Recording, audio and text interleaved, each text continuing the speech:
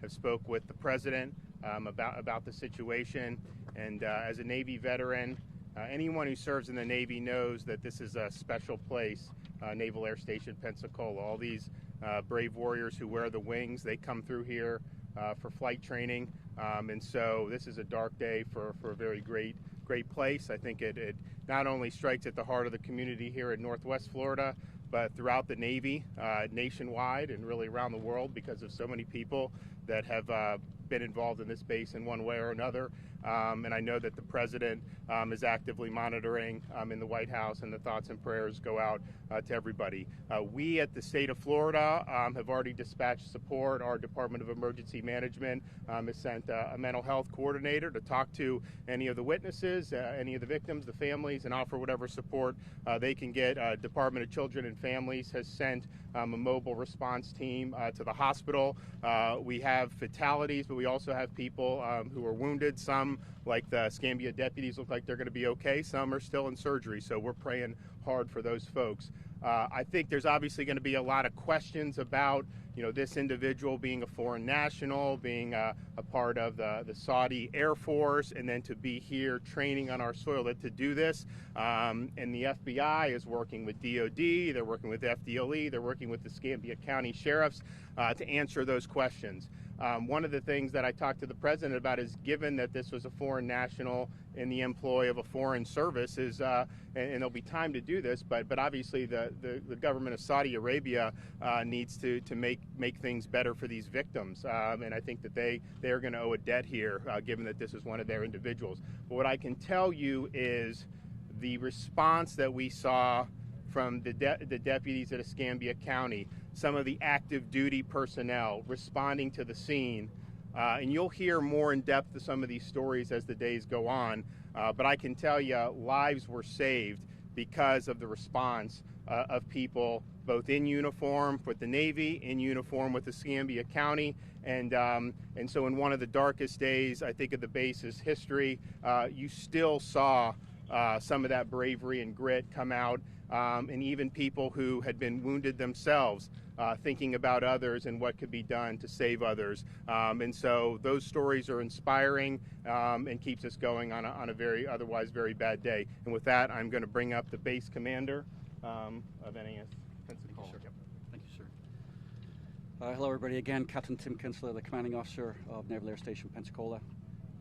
This has been a very, very difficult day for us, for our families, for the Navy family here. All I can tell you is that I am absolutely in awe of the response by our sailors, by our civilian DOD, and by the Escambia County Sheriff's Department. There was some real heroism today. I mean, real heroism. It made me, I'm devastated. We are in shock. This is surreal. But I couldn't be prouder to wear the uniform that I wear because of my brothers and sisters in uniform, civilian or otherwise, that did what they did today to save lives, and for our brothers and sisters here with the state of Florida and with Escambia County Emergency Management and the Sheriff's Department. From my bottom of my heart, I thank you, and thank you for the support, and thank you for support, Governor. The days ahead are going to be difficult when it finally sinks in what has happened here. The most important thing going forward for us is to support the families. They are family, they're our family. We're a family here in the Department of the Navy. So that's where most of our efforts will be going through, to supporting those families and the people that have been affected by this terrible tragedy. With that, I'll throw back to you, sir. Sure. Thank you, everyone. We thank you for all the prayers for the Escambia County officers and, of course, for the injured Navy personnel. As the governor has said, and Captain Kinsella, while a dark day, folks, this shows who we are. It shows the best of who we are. In that one of us needs help, everybody responds. I will tell you this morning, I've been more than impressed by the Federal Bureau of Investigation and the U.S. Attorney's Office and all of those folks that when the call went out, you didn't need to look behind you, who was following you through that door, because you knew they were all standing behind you and they were there together. And so we're in a recovery mode right now. This is going to be a lengthy investigation. Do not expect quick answers. There's going to be some parts of this investigation not only that we're a part of with the FBI and the ATF and the state authorities that you may never have access to, just because of the fact of again, the nature of the case and who we're dealing with. that will be extremely frustrating for you. This is something I talk about in your government and your elected officials today that no one speaks of, and that's called trust. You're going to have to trust us. We're going to tell you what you need to know to keep our communities and our state and our nation safe. And I want to also assure you that from the men and women of the Escambia County Sheriff's Office, who are more than proud to serve every day, that you will hear the truth from us as best we can tell you. Pray for the Navy personnel. There are grieving mothers and fathers today who will never recover from this day. And if you don't believe me, let me give you a David Morgan test. In 2 weeks' time, remember the names of who was wounded and killed here today. And you won't. You won't. But if today it was a member of your family that was wounded or killed today, this day will be etched in your memory for the rest of your life. That's what the families of the Navy personnel are dealing with today. They need your prayers, they need your comfort, and that's why this morning I asked for your assistance in helping us deal with this case. We're going to get there. Give us a little bit of time and we'll provide all of the answers that we can for you. You can be proud of your community, you can be proud of your Navy. Thank God for the United States of America. That's right. Thank you. All life matters. Mayor. Thank you. Governor, thank you so much for being here and as a part of that. And I just want to say out to all of our Escambia County residents, City of Pensacola, how grateful we are that you're here. We've certainly gotten calls from our congressmen, our senators, and even the White House, and certainly they have expressed anything that they can do for our community, they are willing to do, and so we very much appreciate that. This is a tragic day for the City of Pensacola. Again, I think the world of our base commander here, Captain Kinsella, who always says that as goes the base, so goes the town, and as goes the town, so goes the base. There's a deep affinity and relationship between Pensacola NAS and the City of Pensacola, and certainly the men and women that work here and serve our country every day. This is a sad day, but I think some of the things that were said there that you've heard, this is also a community of great resiliency, and I'm confident that both NAS and the City of Pensacola will bounce back from this day and be stronger as we go through. But again, I'm certainly here in support of everyone, and certainly want to thank all of our first responders, especially those Escambia County Sheriff's deputies that got here and took care of neutralizing the threat. And certainly all of our Pensacola police officers that were here assisting. We had EMS from Escambia County, as well as fire and rescue from both Escambia County and the City of Pensacola. We certainly, all of our first responders, and what they do every day to keep us protected. You never know when you're going to have a day like December 6th. So again, thank you to all those individuals who serve us every day and take care of us. That's the professionalism you can expect from the City of Pensacola and Escambia County, and we certainly appreciate all those who've come. The governor, everyone else, the state of Florida has reached out to us all across the state, and we appreciate all of your thoughts and prayers.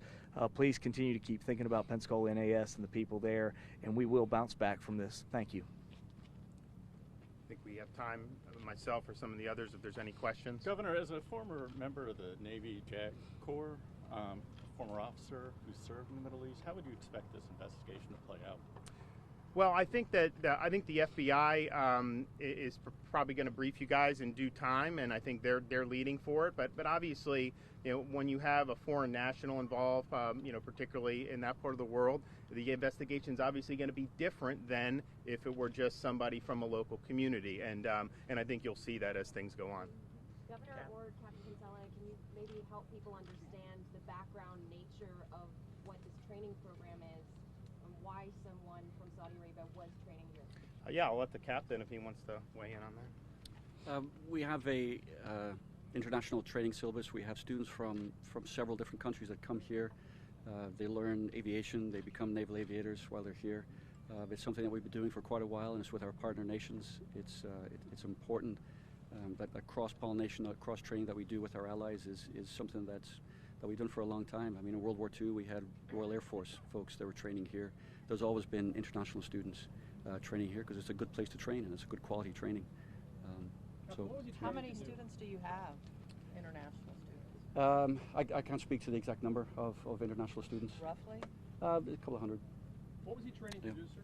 Say again? What was he training to do?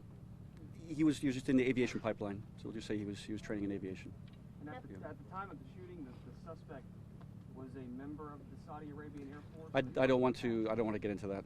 That's up to the FBI to complete their investigation to see exactly. It would be speculation on my part to say. How far was he in the pipeline? Again, I'm not going to speak to where he was in the pipeline or his exact training right now. I'll leave that. Was he authorized to have a gun on base? Weapons are not authorized on base. You can't bring a weapon on base unless you're. Can you talk a bit about the forces. security measures? I think that is one of the biggest questions. What types of measures are in place to keep something like this from happening?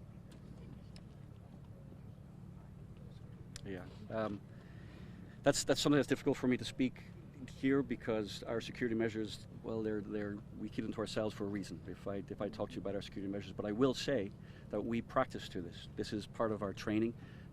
Our Master at Arms and our civilian DoD, along with Escambia County and Sheriff's Department and with Pensacola Police Department, we train to active shooter scenarios regularly. We just did one recently. So this is, we never expect it, but we train for it, and we remain ever vigilant for it. Do you expect there's going to be more changes to Again, I'm not going to speculate. Sure. How are you confident that he was acting alone? I'm not going to speculate on the particulars of the investigation or exactly what happened. Captain, can you talk about this was an act of Yeah, thank you very much. I appreciate it. Thank you, everybody. Sheriff Morgan, I want you to talk about the heroism of your deputies, how, their training prepared them and the quality of their character. They rushed in when a lot of people would not do so and risked their lives for that. I thought you'd like a chance to talk about them. I appreciate that. We've been to the hospital, of course, to see the officers and their families. And to kind of reinforce what Captain Kinsella just said, we do active shooter training. It's both on-site training and also computer simulations that we train with the DoD police and the Master at Arms program in the Navy. And so this was an actual example of where all that training comes into being. How do we react to this, and how do we coordinate and communicate with each other? And so, unfortunately, that training was put to the test today. I'll tell you, it's hard to speak to that without tearing up. I could not be prouder of the men and women of the Escambia County Sheriff's Office. They ran to the fight, not from the fight. And even though they knew there was an active shooter, and again, the chances of putting your life in danger are great, guess where they went? They went inside. So let me tell you, the best of our community was on scene today, and that's why it turned out the way it did. Sheriff, as time has gone on, you've learned more about what happened. Can you walk us through what happened today, please? Well, just very briefly, we have a precinct not too far off the base. Thank God the call came in. We had officers that were available. It was about a 3 to 5 minute response. The call came in at 10 minutes to 7 this morning. I won't get into a lot of specifics on that because of the FBI investigation. And let me explain why we don't do that, folks. There's a whole lot of witnesses out there that are listening to these programs, that are on social media texting each other. The worst thing in law enforcement that can happen to you is for me to get a second, third, and fourth-hand story from an eyewitness, from someone who was there, who has a clear understanding of what occurred this morning, but now they're reading all the texts that they've sent people and people have sent back to them and what they see on the television tonight. And so that memory, which is very distinct right now, becomes clouded. And now we've begun to tell a blended story. It wasn't really what I observed, it's what you observed and I observed, and now we've shared it with 10 other people. So we want to be very careful with that. That's why I really think, as Captain Kinsella has told you, unfortunately, many times, we don't want to get into that, because if you were a witness, I would want to know where you were at in the building, what time you were there, when did you hear the first shot, what did you do, was your actions there, did you ever get eyes on the shooter, etc., did you help evacuate the building? Those are things that are critical for developing timelines, even to the point of angles of trajectory where students are running from. I appreciate that. I was just wondering if there's been some facts that have already been established that we can. The facts have been established that we have, unfortunately, now 4 dead, 8 injured. What type of weapon? It was a handgun. Are you able to address whether or not the shooter's room was raided? I will not. Was his name Mohammed Al-Sharami? I will not confirm that. And folks, I know the answers to your questions. I am not answering or confirming it, not because I'm attempting to be trite. It's because I am not the cognizant authority for this investigation. What that means is the FBI, the ATF, the NCIS on base are the lead agencies on this. We are a support element. And so while I have the answer to your questions, I am not at liberty to answer them. Are you Can you sure whether clarify anybody the else was numbers, taken into please? custody? I'm a little confused. I think this morning there were We now have an additional person. Yes. wounded. Yes. Thank you. Yes. Do you have an update on Hey the folks, status of I'm Jason Borst, Public Affairs Officer for Installation. We're going to start the press conference right now. That's it. We have more information will come out later. We'll be sure to share that with everybody. Thank you very much for your time. Thank you.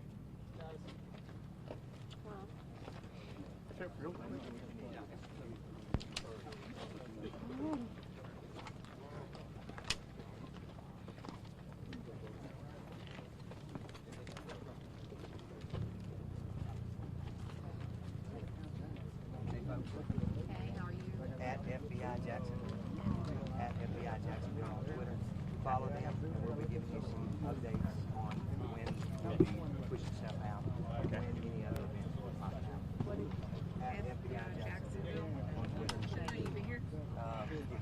Sorry. So Amanda's on her way, and she'll be monitoring that. So just stay with that. Yes, sir. At FBI Jacksonville. All right. Thank you.